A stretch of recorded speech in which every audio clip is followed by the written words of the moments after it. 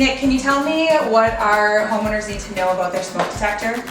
First, it's a smoke alarm, and this particular one is a smoke alarm, carbon monoxide alarm. Okay.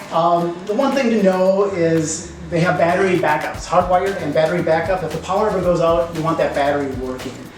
Some smoke alarms will have a sealed battery that you don't change for 10 years, but most of them, you're taking the battery out every year. And typically pick a date, January 1st, after the party cleanup, change the batteries on the smoke alarms. So it's a bad idea to wait until it goes off in the middle of the night? Yeah, it's a little late. I'd say, yeah, every year would be ideal. Okay. So yes. Good thing we have you here.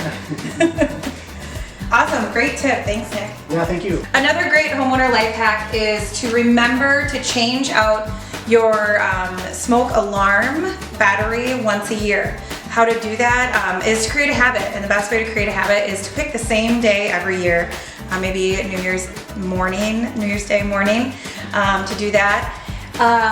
Because you don't want to be like me and wait for it to go off in the middle of the night and wake you up every 10 minutes until you change that battery.